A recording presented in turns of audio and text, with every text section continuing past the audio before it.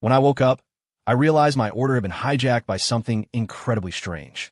After 3,000 years in stasis, the world outside had twisted into something I didn't recognize. In the Grand Hall, a sobbing girl from the gold rank, a Tier 3 mage, was pointing a trembling finger at my grandnephew, the master of the Blade Tower, Kane. She was demanding his life because he had apparently roasted her spirit rabbit. I pondered this for a moment. It was just a rabbit. At best, a Tier 1 low-level beast. If you're hungry, you roast it. What's the issue? But she cried even harder, screaming at the top of her lungs. It's not about the rabbit. It's about the attitude. It's his toxic attitude. He doesn't validate my feelings at all. I didn't understand a word of it, but I was deeply shocked. Attitude? Falsely accusing a high-ranking elder and disrupting the Order's grand ceremony. 3,000 years ago, that would get your mana core ripped out and your body tossed into the forge as fuel. Over on the other side, a low-level intern from the logistics division was collapsed on the floor, insisting that the head of internal affairs, my grandnephew Damien Stone, a man approaching the ascendant rank, had sexually exploited her. I swept my psychic radar over her. She was physically untouched, completely chaste. I was about to point this out when she clutched her chest and quavered. My physical purity doesn't matter. It's my mental state. My soul has been violated by his cold, predatory gaze. He must take responsibility, marry me, and heal my trauma. I was lost again. We cultivate the Tao, the path of power, not fragile glass hearts. A look can cause trauma. If I gave her a look, would she ascend to the afterlife on the spot? But the most ridiculous one was the Order's chosen one, the future of the sect, Julian. He had just released Malachur the Devourer, a demon lord sealed away for 90,000 years, and was standing there preaching self-righteous nonsense. Malachur. He's just a child starving for warmth. He was locked up for so long. He must be so lonely and in so much pain. Why can't we use love to rehabilitate him? I finally understood. The Apex Order hadn't been hijacked. It had suffered a collective psychotic break, a severe one, and my sword specializes in curing psychosis. Guards, I thought. Strap them all to the judgment pillar. Today, I'm not talking logic. I'm talking physics. I am Victor Sterling, the Supreme Grandmaster of the Apex Order. I accidentally stayed in stasis for 3 millennia. My power had shifted from the 9th stage of calamity right into the legendary Apex realm. This should have been a day of celebration. But the first thing I saw wasn't the ecstatic faces of my descendants. It was a farce comparable to a reality TV show. The Grand Hall of Apex Peak, a place meant for solemn governance, was shrouded in a resentment I couldn't comprehend. A gold-rank girl screeching like she'd lost her father. A logistics intern acting harder than a Hollywood starlet. A chosen one, with a face full of holy light spewing words more dangerous than any demon. And my disappointing grandson, the current Grandmaster Arthur Pendleton, a Tier 7 powerhouse, was sweating like a waterfall, clearly unable to control the room. I stood outside the hall, cloaked in invisibility, watching quietly. Arthur rubbed his hands together, looking pained as he addressed the crying girl. Tiffany, there must be a misunderstanding. Elder Kane is a pillar of our order. Why would he antagonize you over a rabbit? Tiffany, the crying girl, wailed, Grandmaster, you're being gaslit by him too. He looks down on me. He's jealous because Brad pays attention to me. He's doing this to intimidate me. He's using my rabbit to express his disdain. I frowned. Brad? Oh, I remembered. That talented kid in the platinum rank. Decent looking. But what did that have to do with Kane? Kane, my grandnephew, is obsessed with the blade. He's a Tier 8 master, the one most likely to break through to the next realm. He'd be jealous of a platinum rank boy getting attention from a gold rank girl? Kane doesn't even remember what his own wife looks like. Why would he care about this? A giant question mark floated in my mind. Was this girl kicked in the head by a mule? Even more absurd was that many disciples in the hall were looking at her with sympathy. Yeah, Elder Kane is always so cold. He probably did it. Poor Tiffany. Brad needs to comfort her. That kid Brad was standing to the side, his face shifting between pale and green. He wanted to step forward, but didn't dare. I understood now. This wasn't a logic problem. This was a melodrama I was too old to understand. And Kane, that stoic swordsman, just stood there, sword on his back, and spat out 2 words. I didn't. Concise. Very Kane. But to Tiffany's ears, it was fuel on the fire. See, he doesn't even respect me enough to explain. He's admitting it. He hates me. She cried harder. I closed my eyes. I was tired. When did the culture of the Apex Order become like this? 3,000 years ago, if a disciple dared to make a scene in the Great Hall, the enforcers would have dragged them out and broken their legs. False accusations against an elder? That would get your entire family line hung from the trader's post for 3 days. I decided I couldn't watch anymore. If I kept watching, my newly stabilized apex heart might crack. It was time to remind these brats of the fear of their ancestors. I took one step, and my form materialized in the center of the Great Hall. There was no earth-shattering pressure, no dazzling light show. I just stood there. The noise in the entire hall vanished instantly. It was as if someone had hit the mute button. Everyone's eyes focused on me. Confusion, shock, and then uncontrollable terror. Arthur reacted first. His legs turned to jelly, and he dropped to his knees with a thud, his voice trembling. Grandson Arthur Pendleton welcomes the Supreme Grandmaster's return. Boom! The hall exploded into whispers. Supreme Grandmaster? That's Ancestor Victor, who's been in stasis for 3,000 years. Oh my God, the Ancestor is alive. I'm actually seeing a living legend. Disciples and elders dropped to their knees in waves, terrified to even breathe loudly. Only the 3 drama queens remained frozen. Tiffany's sob got stuck in her throat, forgetting the next note. The intern on the floor forgot to keep trembling. The chosen one, Julian, had the holy light on his face congeal into a mask of shock. My gaze swept lightly across the room. Finally, it landed on Tiffany. You, come here. My voice wasn't loud, but it carried an undeniable authority. Tiffany shuddered and subconsciously shuffled forward, kneeling before me. Speak. You're Rabbit. What happened?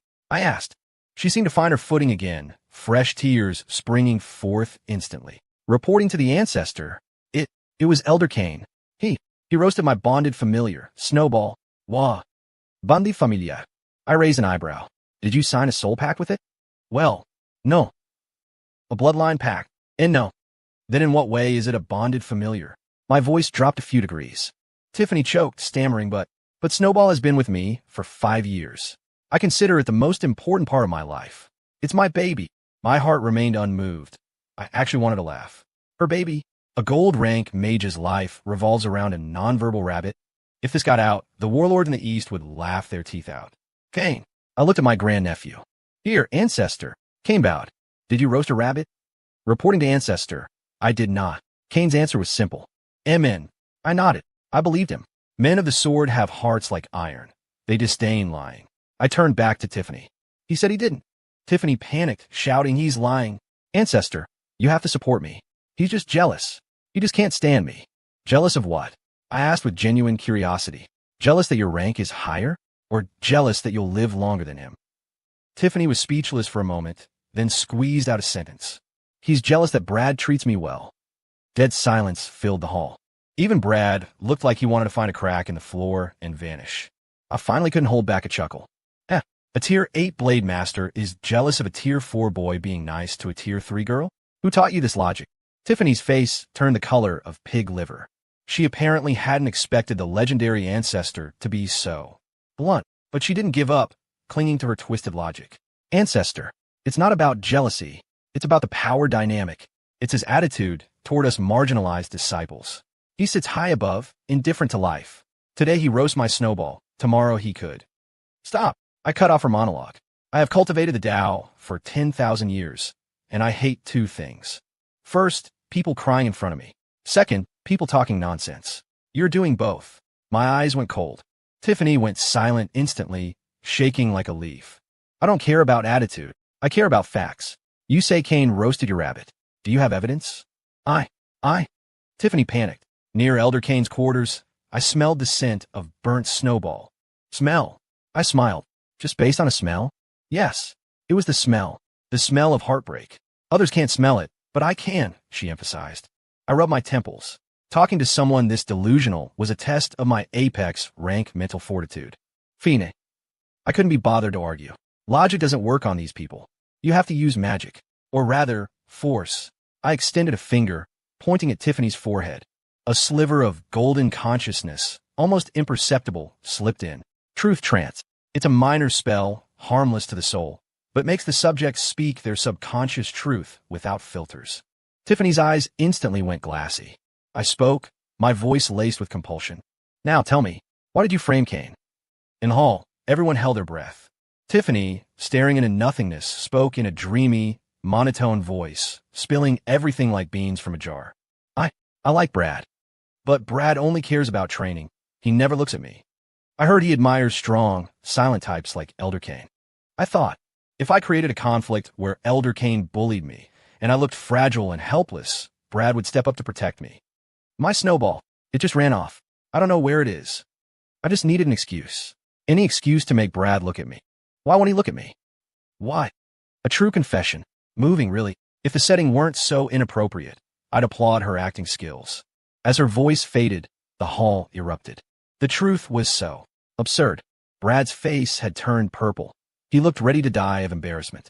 Cain's face was black as the bottom of a pot. He had dedicated his life to the sword. When had he ever suffered such humiliation? A Tier 3 girl using him as a stepping stone to get a boy's attention.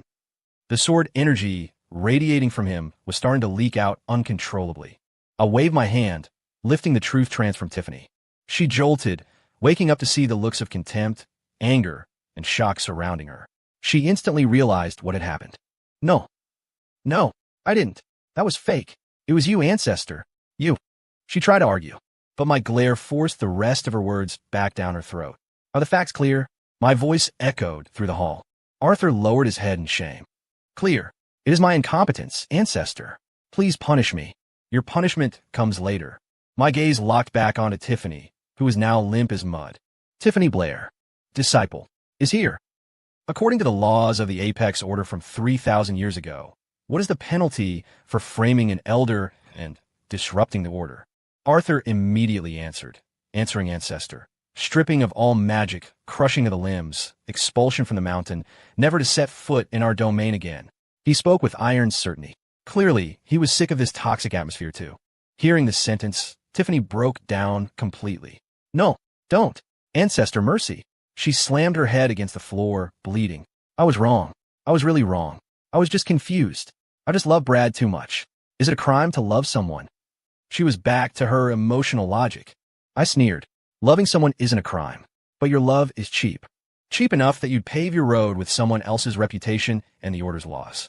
In my court, if you're wrong, you own it. If you're punished, you stand tall. I looked away from her, addressing the enforcers. Drag her out. Execute the sentence. Yes. 2 enforcers stepped forward, dragging the wailing Tiffany away like a dead dog.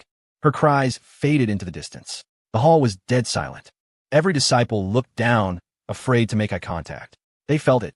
The long-lost, unquestionable, iron-blooded rule of the Order. No votum facis. No exceptions. Just cold, absolute justice. I was satisfied with the effect. A healthy organization doesn't need interpersonal drama or complex relationships. It needs 2 things, rules, and a fist to enforce them. Now for the second one. My eyes turned to the logistics, in turn, still pretending to be dead on the floor. You. Come here too. Crystal, the intern, shook like a sieve. She crawled to my feet, face pale. Ancestor. Mercy. Head up, I commanded. She looked up, trembling.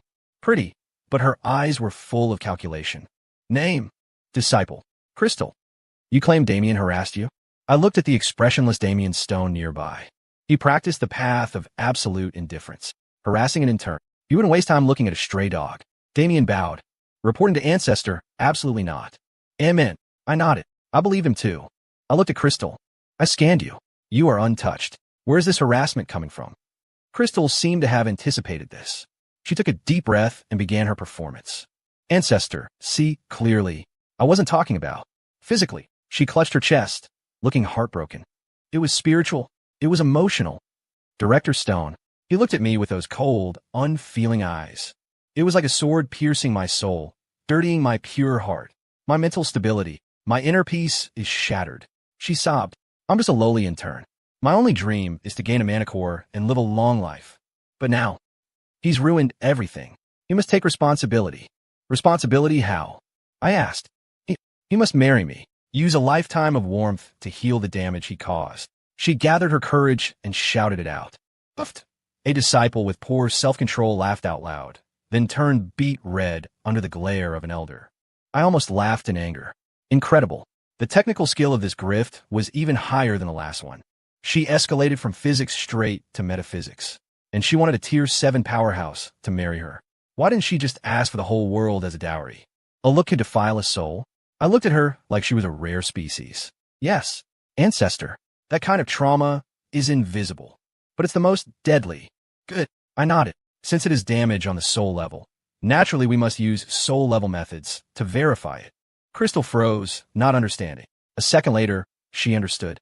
My hand landed on her skull without warning. An irresistible, savage psychic force slammed into her mind palace.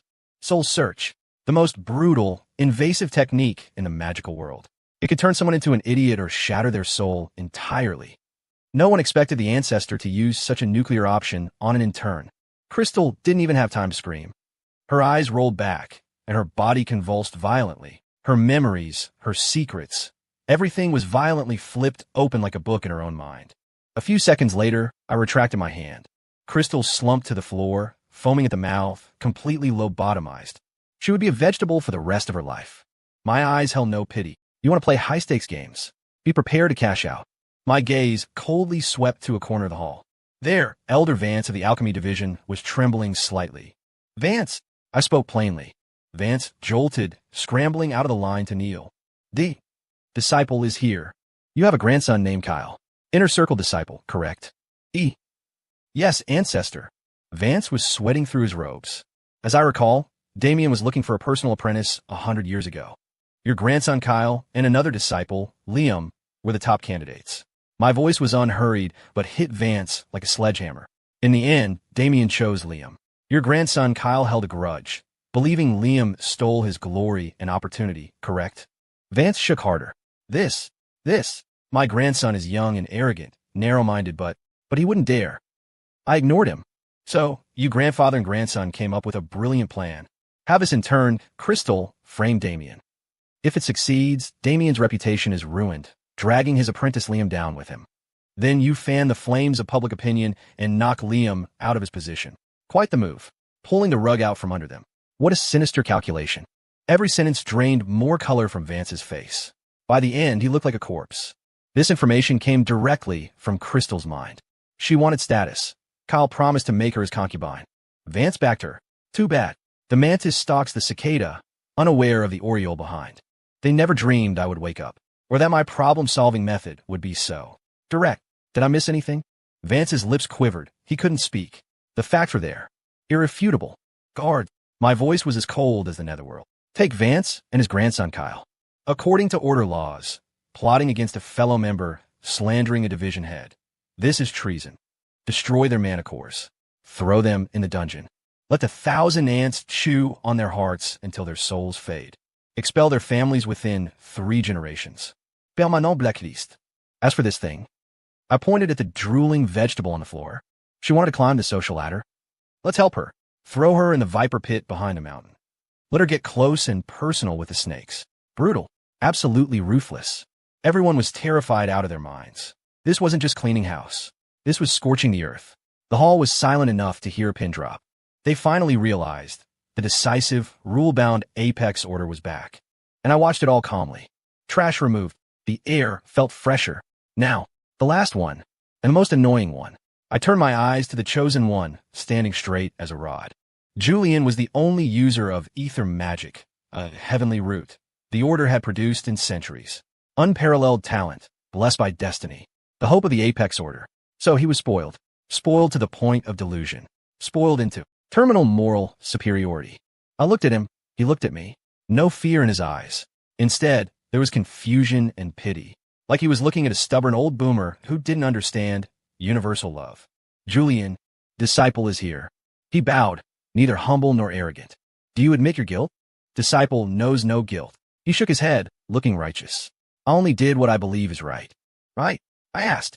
Your version of right is releasing the netherworld demon lord who was sealed for 90,000 years? That demon lord slaughtered 3 human megacities and devoured 10 million souls. His hands are dripping with innocent blood. Releasing him makes you an enemy of humanity. That is your right?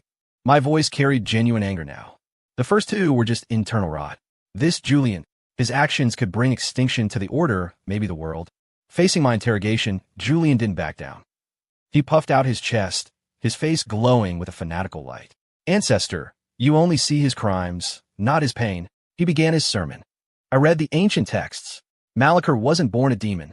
He was a brilliant human mage in the ancient era. He fell because he loved a demon princess and was persecuted by so-called righteous sects. He isn't evil. He's just. Hurt. Deeply hurt. Locked under the tower for 90,000 years. Imagine the loneliness. I communed with him mentally for 3 days. I felt his pain and his craving for warmth. He's just a child seeking love. If we give him enough love, enough warmth, he can be rehabilitated. Why must we fight? Why can't we use love to dissolve hatred? His speech was passionate, tear-jerking. A few sentimental female disciples were actually wiping away tears. Lord Malak, so poor. He has such a tragic backstory. Listening to this almost slapped him into the bedrock. A child?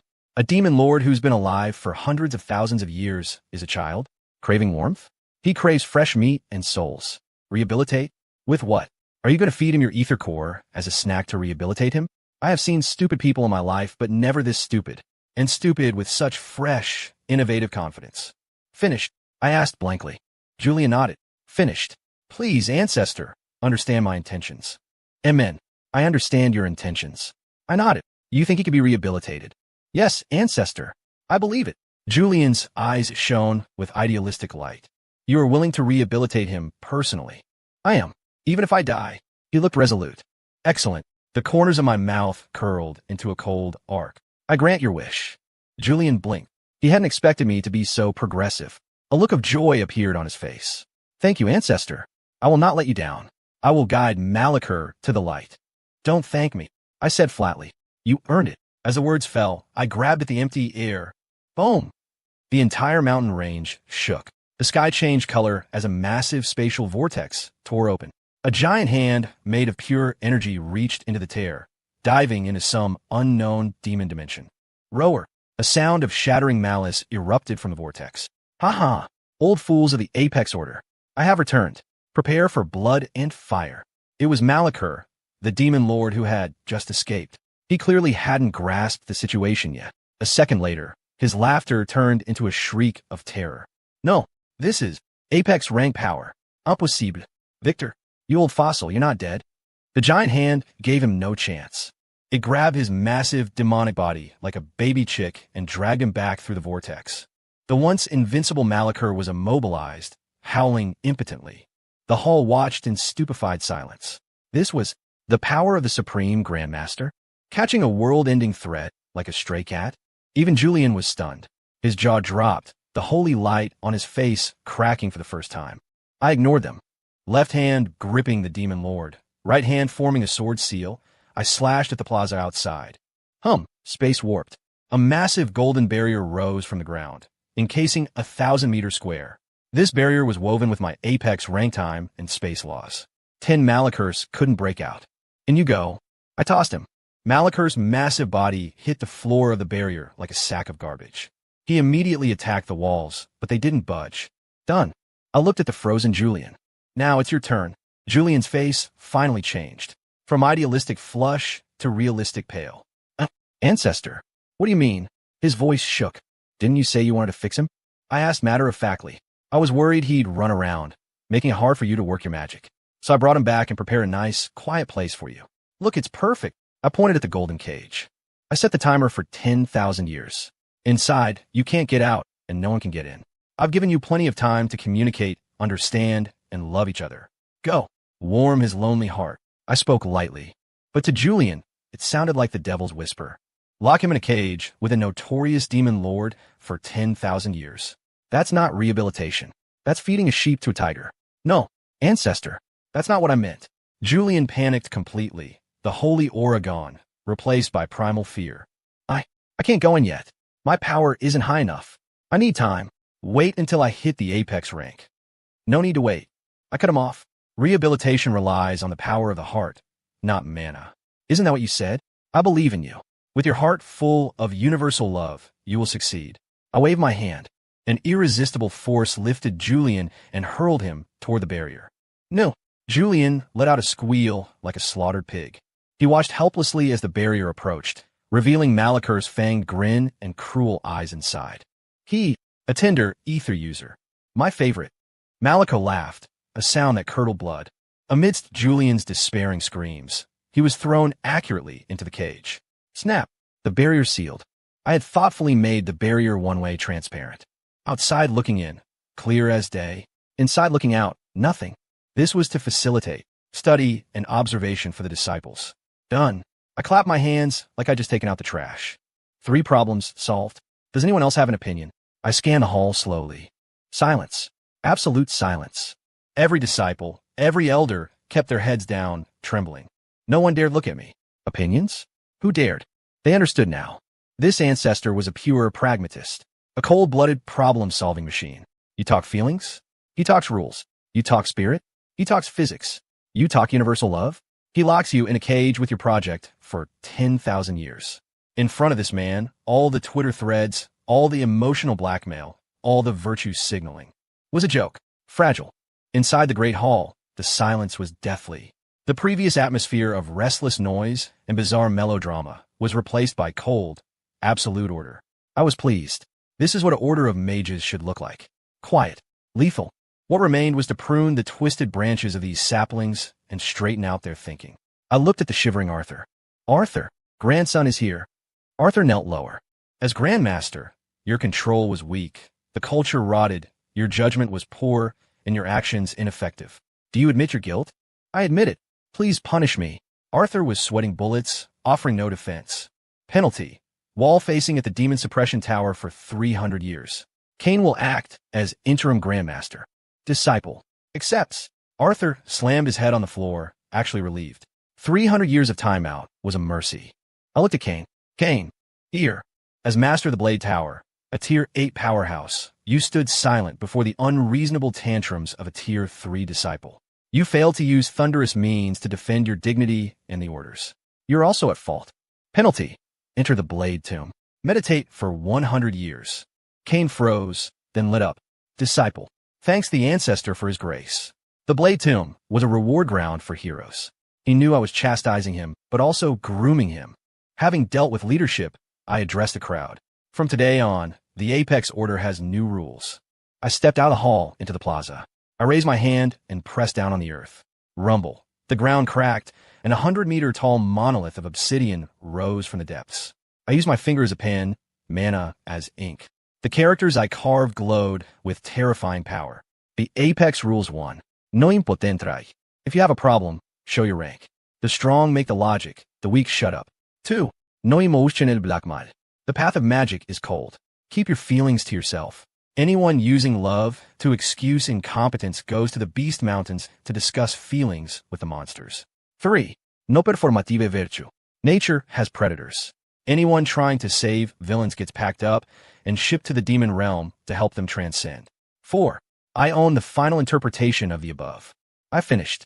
The entire plaza stared at the monolith. Every word was a sword piercing their brains. Simple, brutal, unreasonable, yet strangely reassuring. Yes, this is the magical world. Strength rules. When did we become so soft, agonizing over vague feelings? Many disciples' eyes cleared. The fog in their minds vanished. Their resolve hardened.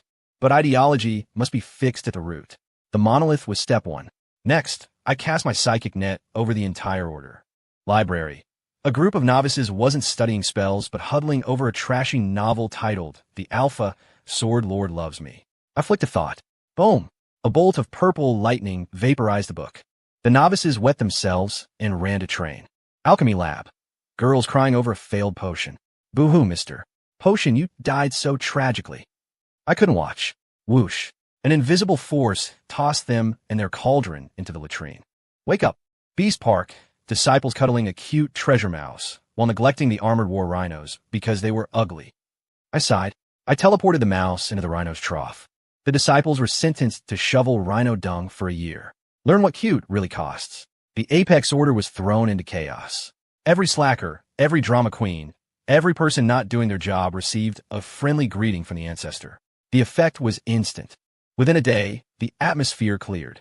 Training enthusiasm skyrocketed. People walked faster. Eyes were sharper. No more did you eat greetings. Now it was did you level up? The whole order vibrated with a train or die energy. Arthur, facing the wall at the tower, wept tears of joy. This was the Apex Order. Having finished my purge, I returned to the Ancestors' Peak. Clouds missed silence. Just like 3,000 years ago. I brewed tea and sat by the cliff, looking down at the rejuvenated sect. But I pondered, what made a top-tier order rot so badly in just 3,000 years? Did hearts change? Or did the era change? The strange logic, the viruses of the mind, it was like a plague. It eroded the will to power, replacing it with cheap self-pity and performative essays. If this continued, we wouldn't ascend, we'd be wiped out. I sipped the tea. Maybe I should reflect too. Was 3,000 years too long to sleep? Was I too trusting? A sect's strength isn't just in its nukes, but in its culture. I needed to stay awake a bit longer. I needed to stamp the mental brand deeper into these kids. Make them understand one basic truth. In this world, a sword works better than tears. Strength matters more than attitude. My rectification movement made big waves. News spread across the eastern region, especially the part about locking the chosen one in a cage with a demon lord. A few days later, a streak of light arrived. It was Seraphina, the saintess of the Elysium Sanctum. Rumor had it she and Julian were a toxic couple. She was here to get justice. Cain, as acting grandmaster, met her. Elder Cain, the sanctum asks, what crime did Julian commit to deserve such torture? Seraphina was arrogant. Cain, hardened by my teachings, replied coldly. He released a demon lord. That is treason. The ancestor gave him a chance to rehabilitate the demon. It is mercy. Preposterous. Seraphina yelled. Julian has a kind heart. He couldn't bear to see suffering. You brutes only know violence. You don't know how to heal with love. Cain frowned. He couldn't communicate with this woman. Different species. If you disagree, take it up with the ancestor. Fine. I will meet this Seraphina yelled. Julian has a kind heart. He couldn't bear to see suffering. You brutes only know violence. You don't know how to heal with love. Cain frowned. He couldn't communicate with this woman. Different species. If you disagree, take it up with the ancestor. Fine. I will meet this unreasonable old man. Seraphina stormed toward my peak. I was drinking tea when a girl in white charged up, face full of justice. Seraphina of Elysium Sanctum greets Senior Victor, no respect in her tone. Senior, I have a question. I didn't look up. Speak. Julian is kind. Not killing is the height of mercy. Why humiliate him? Locking him with a demon is murder. She stood on the moral high ground. I put down my cup. First, he isn't merciful. He is stupid. Ridisigna de mon qu'il million. A toddler knows this. Second, I'm not humiliating him. I'm enabling him. He wanted to fix the demon. I gave him the room. Isn't that supportive? Third, I finally looked at her. My eyes went dead cold. You are an outsider. What gives you the right to question how I discipline my house? Is the sanctum overreaching, or do you think your head is harder than my fist? Seraphina froze, her arrogance extinguished by the chill in my eyes. But she held on. Senior, you are bullying the weak. You are being unreasonable. Reasonable? I laughed. On my mountain, my word is reason. You want reason defined by performative pity that sacrifices the many for the ego of the one. My reason is consequences. It is peace through strength. Now, whose reason is harder? Seraphina was speechless. Her elders behind her looked sick. They sensed it. Absolute apex power. I'm in a good mood, so no killing today. My voice appeared in their ears. Two choices. 1. Get out. 2. Stay and join Julian in the cage. Choose. No third option. Leave or die. Seraphina's face went white. She saw the intent in my eyes. The saintess title meant nothing here. We're going. An elder grabbed her, and they fled in a panic. I watched them go, trying to pressure me with morality. Goo. In my day, we call that suicide. With the sanctum gone, peace returned. The order thrived. Disciples competed in output, not drama. The monolith became the first lesson for newbies. They listened to stories of the ancestor with awe. See that? Don't be a snowflake, or the ancestor will toss you in the viper pit. And the golden cage became a tourist spot. Disciples watched Malachur kicking Julian around like a soccer ball. Julian would scream, "Let's talk. Love can fix this," and get stomped. It was a great deterrent. Months later, a logistics report came in. Ancestor, a disciple reported, beast production is up 30%. Oh, what? Before, caretakers only fed the cute animals and ignored the ugly ones. Now, everyone focuses on stats. If it produces resources, it eats well. No more crying over breakups during feeding time. I listened, amused. Even animal husbandry had been infected by drama. I waved them off and sipped my tea. More months passed. Recruitment season. The crowd was massive. Young people flocked to us. They didn't want soap operas. They wanted the path of power. They wanted the no-nonsense sect. I stood on the clouds, watching the fresh faces. Cain stood beside me. Ancestor, everything is on track. But the cage. 10,000 years? Julian is a heavenly root. I glanced at him. Talent is not a license to be an idiot. If his mind is weak, high power just makes him a more dangerous demon. Let him grind. When he can kill that demon with a sword, he can come out. Understood. Cain bowed. I looked at the horizon. Cultivation is lonely. It requires iron will, not tears. Feelings just slow down your blade. I unstoppered my flask and took a swig of strong spirits. It burned going down. Good. This is magic. Story complete.